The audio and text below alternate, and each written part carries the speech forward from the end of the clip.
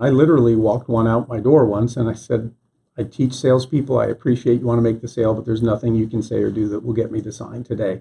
Right. And he kept persisting about things that just became ridiculous in terms of his ability to connect on things that we had in common. Yeah. And that became, it's just trying too hard. I mean, it's Right.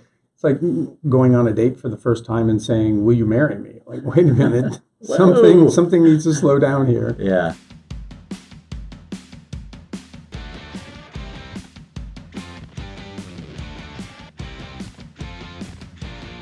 From Ray & Associates Studio, this is Unsuitable, a management financial services podcast for entrepreneurs, tenured business leaders, and others who are ready to look beyond the suit and tie culture for meaningful, measurable results. I'm Doug Hauser. Businesses need people to survive and thrive. Without people, the men and women who help you create your products, provide your services, and patronize your establishment, your entire enterprise falls apart. While people are at the center of what we do, they can also be our biggest challenge.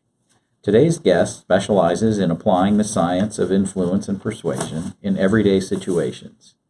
Brian Ahearn, an international keynote speaker, author, coach, and consultant, is one of only 20 people in the world who currently holds the Cialdini Method Certified Trainer designation. In August, he published the book, Influence People: Powerful Everyday Opportunities to Persuade That Are Lasting and Ethical, which quickly rose to the top of Amazon's bestseller list in multiple categories. On this episode of Unsuitable, we're going to have a conversation about the difference between persuasion and manipulation, how to build strong, lasting relationships, and the power of good questions. Welcome to Unsuitable, Brian. Thanks for having me. I'm excited to be here. I'm excited too, because I particularly like the power of good questions. As someone who sits here and tries to ask at least attempt to ask some interesting questions from time to time. Talk to me a little bit about that, the power of good questions. Good questions, when it comes to persuasion, help you in a lot of ways. Okay. If you're asking good questions, you can connect on a principle we call liking. And liking tells us that people are more inclined to say yes to you if they like you. And one way that you get someone to like you is by finding out what you have in common and then raising that to the surface and making that a point that you speak about.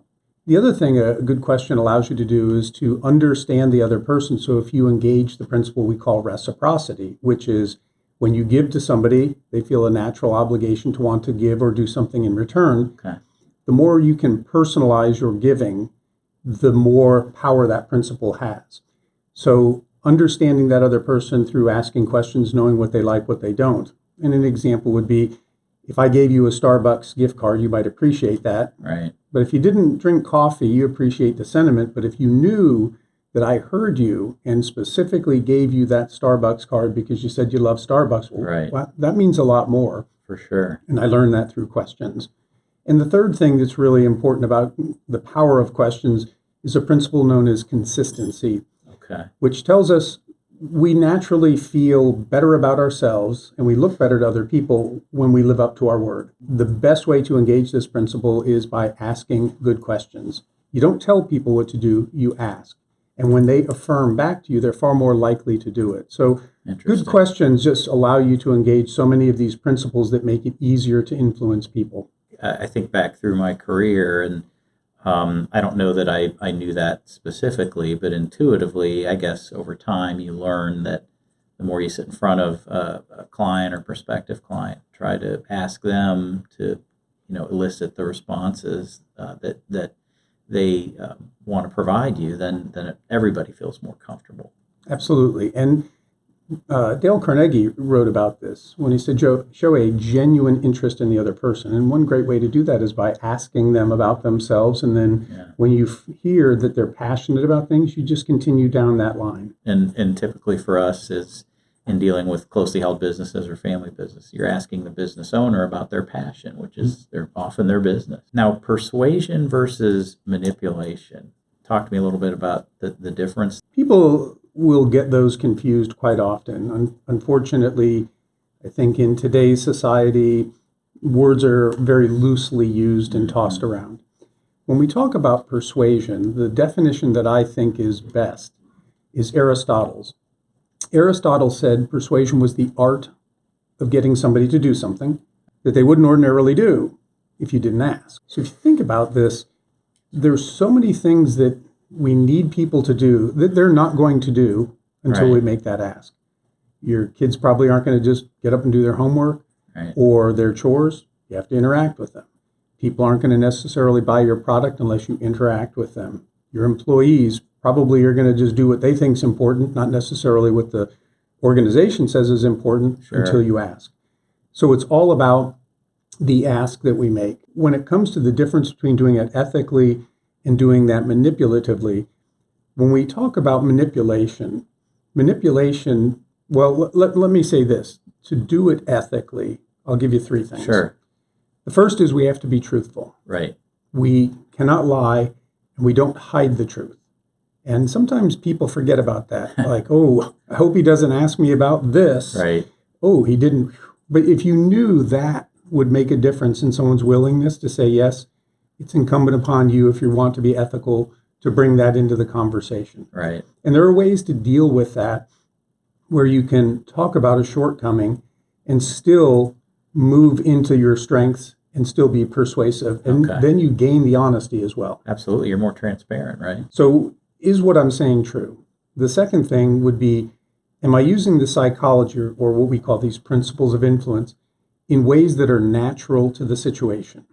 Have you ever had somebody knock on your door and they're going to sell you siding, roofing, guttering, or something for your home? Sure. Have you ever had that salesperson say something like, Doug, if you sign tonight, I can save you 15%. But if I have to come back, I can't give you that discount. Right. You've had that? Oh, yeah. Yeah. So that taps into a principle we call scarcity. We naturally want things more when we think they're less available or going away. But the question you have to ask is, what's really scarce there? Now, he or she may tell you it's their time. They might say, well, I've got a full slate of customers that I'm going to be seeing over the next week, and I can't come back. Right.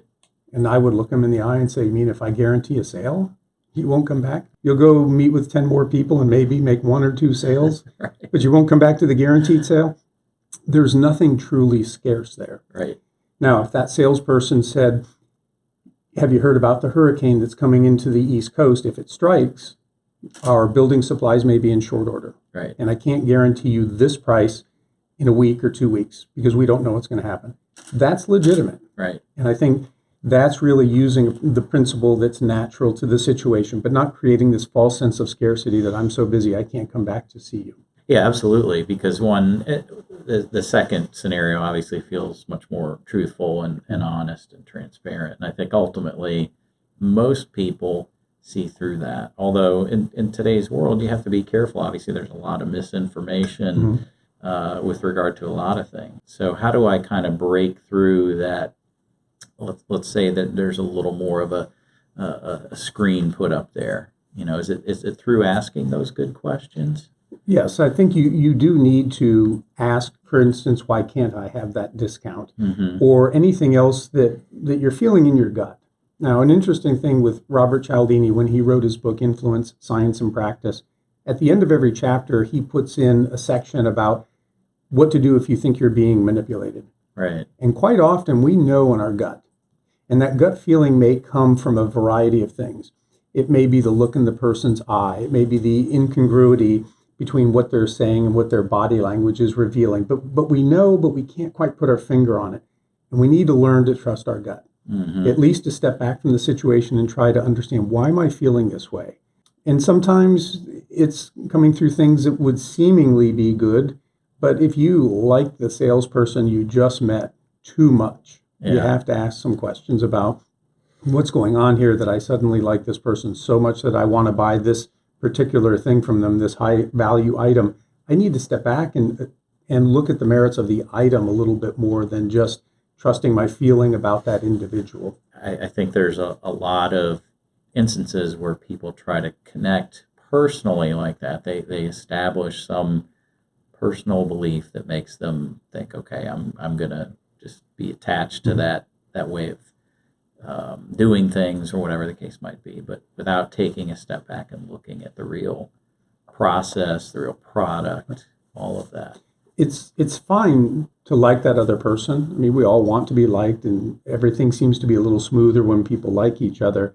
I'm talking about when it's inordinate for the situation, where you're feeling it so much, where you've just met this person and you're all of a sudden thinking they're like your best friend. Yeah. Something's probably not right there. We don't make friendships that quickly. And I've experienced salespeople who will say or do anything to make that connection to try to get you to sell. And I literally walked one out my door once and I said, I teach salespeople. I appreciate you want to make the sale, but there's nothing you can say or do that will get me to sign today. Right. And he kept persisting about things that just became ridiculous in terms of his ability to connect on things that we had in common. Yeah. And that became, it's just trying too hard. I mean, it's like going on a date for the first time and saying, "Will you marry me?" Like, wait a minute, something needs to slow down here. Yeah.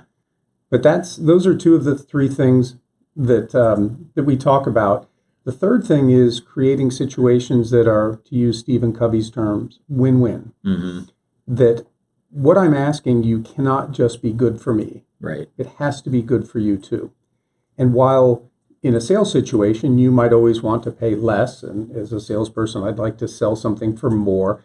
When we can meet in the middle and we can both leave saying, you know what, I'm glad we did business. Right. There is a win for you, a win for me. So if we're being truthful, using the psychology naturally, and we're creating situations that are mutually beneficial, we can feel good about the fact that we're operating in an ethical manner. And most businesses want repeat customers and want them to share their information with other people. And the only way you're going to do that is by being ethical and upright with people and having them feel good about having done that transaction. Yeah. And I would like to say one more thing about the ethics.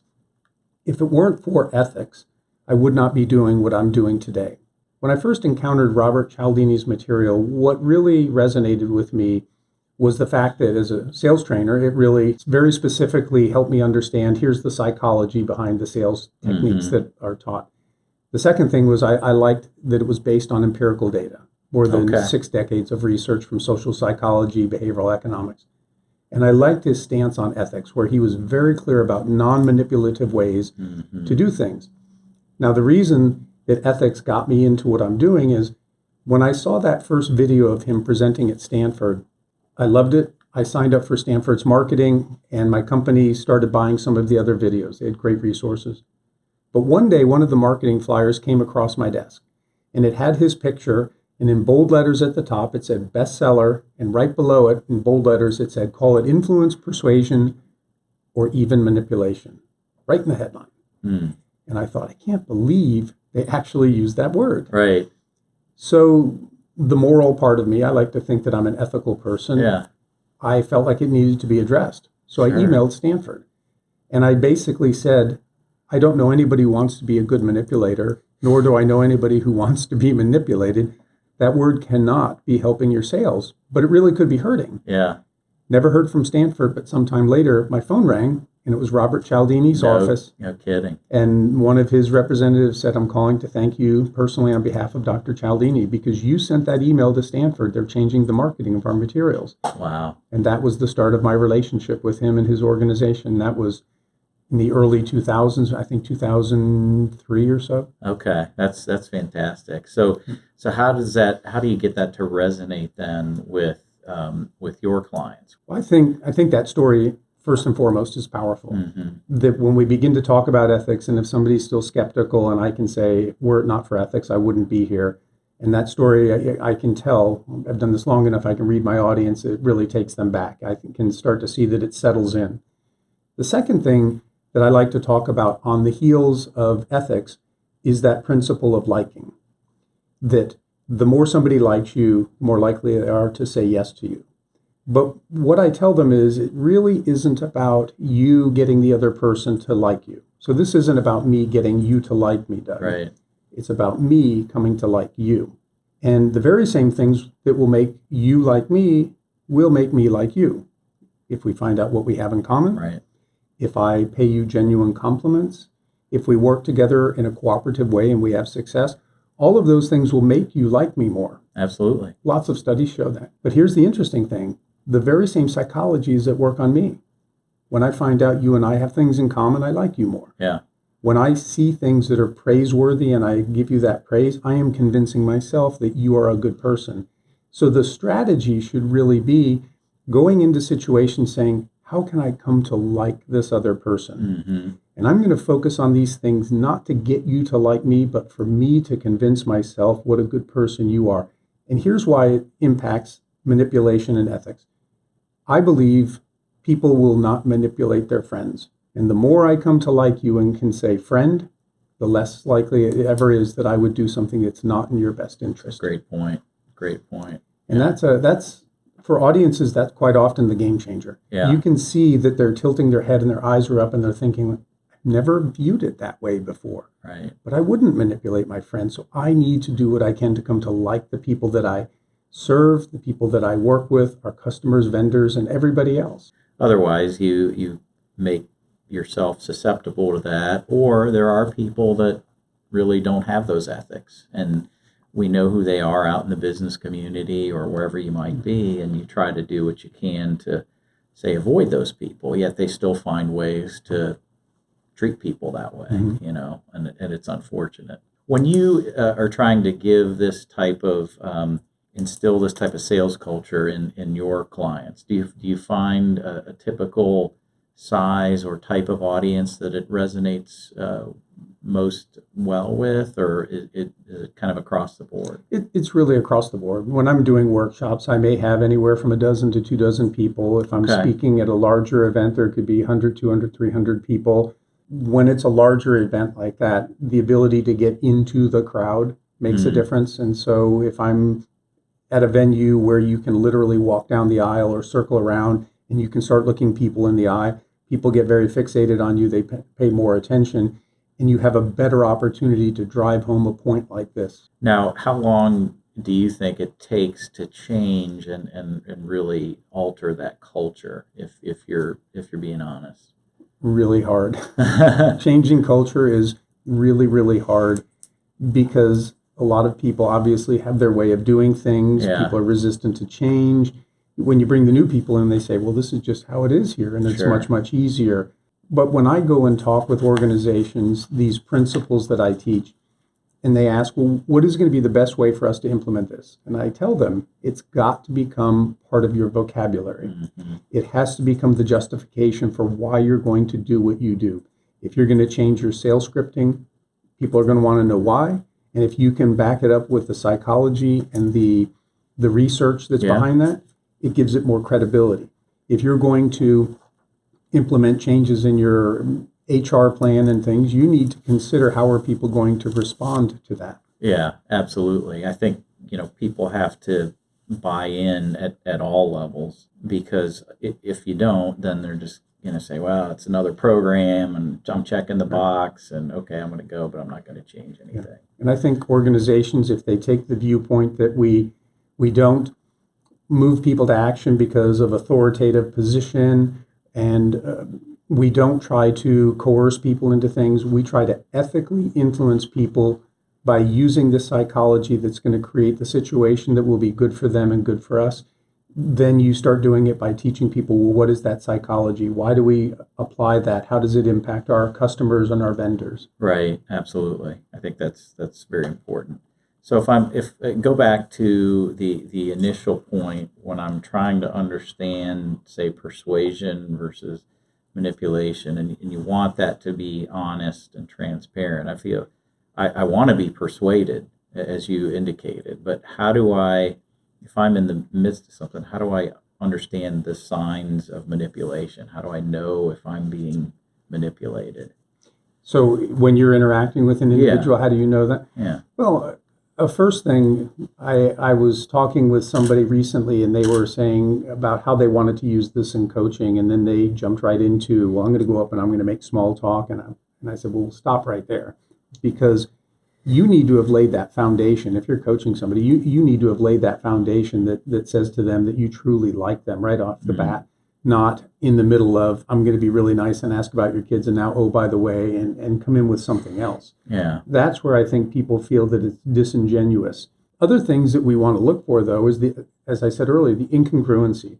If people aren't looking you in the eye, Yeah. If they tend to be fidgeting, and these are things that we have to learn over time, but we kind of know in our gut. And there's a lot of research around that. So have you ever heard the name Dr. Albert Morabian? Yes. He studied this, and this has been misinterpreted quite a bit. You might have heard something like only 7% of your communication is the words you use, right? 38% is tone of voice, 55% is body language. That's not really true. Oh, okay. The truth is when I was being manipulated. well, I think well-meaning people read it, and then it takes on, you tell somebody who tells somebody who tells somebody, and it gets bastardized. But what he studied was when the message and the messenger are incongruent, humans will tend to look for other cues. And that's where if we see that they're fidgeting, if we sense something in the tone of voice that just doesn't seem to align with the message that they're giving, that's where the very words they're using starts to fall, because we're not trusting the words coming out of their mouth when their body and their tone of voice is telling us something different. So those are certainly things to pay attention to if you're starting to get a sense of, I don't think this interaction here is really up and up. Begin to pay attention to the tone of voice, what somebody's doing with their eyes, what they're doing with their body language. See if that registers with you that it's incongruent with the message. And if it is, then you need to really step back from that situation and start thinking long and hard about whether or not you want to do what this person's been asking of you. Then they're probably not a friend, so to speak. They're not necessarily persuading you. It's into that manipulation. Exactly. Yeah. So takeaway one, know the difference between persuasion and manipulation, right? Yes. Second, we talked about building strong and lasting relationships. And then 3, I think this is one I love, particularly power of good questions. So we can all learn how to better ask good questions. So, and if you're interested in more of this, be sure and check out Brian's book, Influence People. It's a great read, and I encourage everybody to check it out. So thanks for being on today, Brian. It's been fantastic and a great learning experience for me, and I'm sure our audience as well. So It was my pleasure. Thank you for having me on. absolutely. If you want more business tips and insight, or to hear previous episodes of Unsuitable, visit our podcast page at www.raisecpa.com/podcast. Thanks for listening to this week's show. You can subscribe to Unsuitable on iTunes or wherever you get your podcasts, including YouTube. I'm Doug Hauser. Join us next week for another Unsuitable interview from an industry professional.